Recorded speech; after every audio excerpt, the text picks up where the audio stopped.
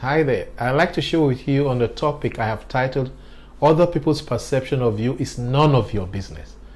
Other people's perception of you is none of your business. Let's start with a definition of the word perception.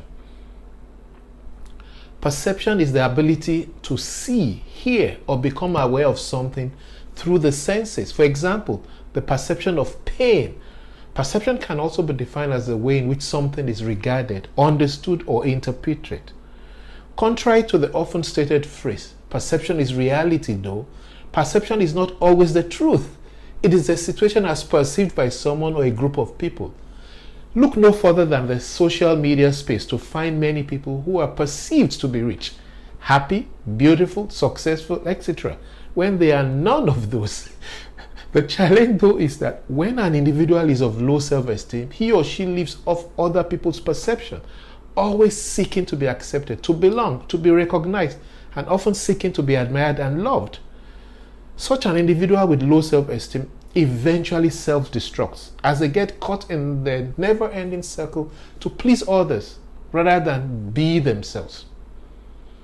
Overtly depending on people's opinion or acceptance to define you is a dangerous place to be.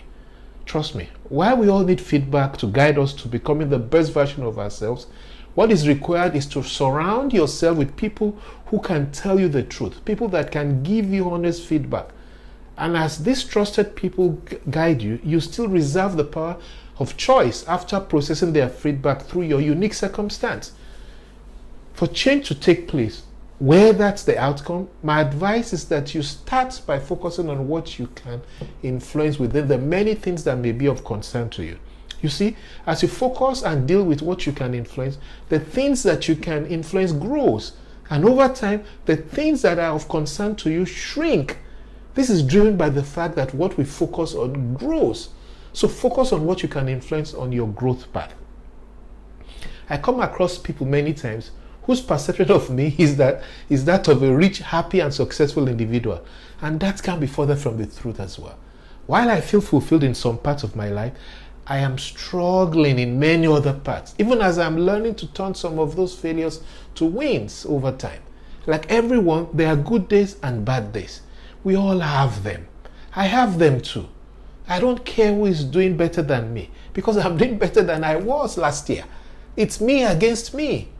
Rather than allow fear, anxiety, phobia, and procrastination aggravated by other people's opinion to weigh you down, get help from a trusted coach who is trained to guide you from where you are with no judgment or holier than thou attitude. Fear, by the way, is an illusion. It does not really exist. It is merely a state of mind which we succumb to.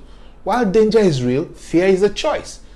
One major tool used by people to rubbish an individual's self-esteem is called gaslighting. Gaslighting is a form of psychological manipulation in which a person or a group covertly sows seeds of doubt in a targeted individual, making them to question their own memory, their perception, or their judgment, ultimately leading to low self-esteem.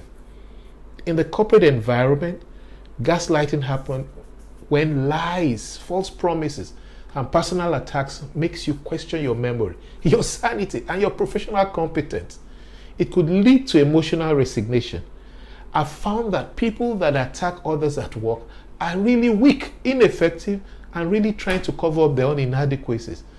I do all I can to eliminate that kind of conduct in my people whenever I can, because it will 100% ruin the thing. Here are signs of gaslighting, as you may already be a victim and not be aware of it. If you no longer feel like the person you used to be. If you're being more anxious and less confident than you used to be. If you're often wondering if you are being too sensitive. Or are you feeling like everything you do is wrong? Are you always thinking it's your fault when things go wrong? Are you always apologizing? Here's how to respond if you're a victim of gaslighting already. 1.